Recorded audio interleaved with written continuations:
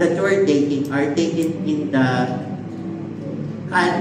bachelor's degree, tama po. So parang ang bigat po actually niyan para po kayo nagtitake ng isang bachelor's degree ng guidance counseling. Ganun po. Pero parang crash course in 1 week. Of course, sa isang linggo naman po ay hindi po siya matatapos. At paglabas niyo po dito, hindi naman po siya matatapos ng doon.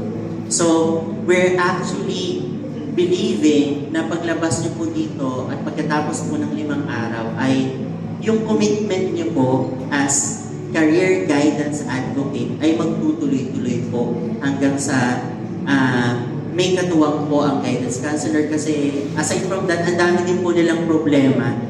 Di ba po? Alam niyo naman po ang konteksto ng NCR. Mataas po masyado ang rate ng bullying po natin.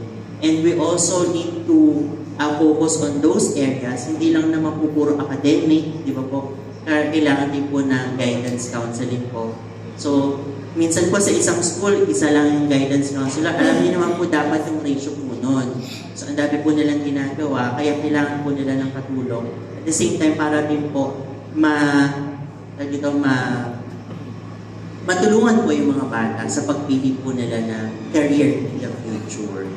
Yun po. So, maraming salamat po sa inyong pag-response. I know na lahat po kayo ay classroom teacher, marami pong ginagawa, kakatapos na po ng first quarter. Baka po yung iba ay busy pa po sa mga activities po, lalo iba po science month po ngayon, di ba?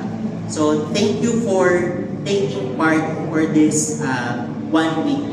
But this is very fruitful and helpful for the students. Yun lang po. Maraming salamat po and good luck po sa exam na po kayo makakapasa.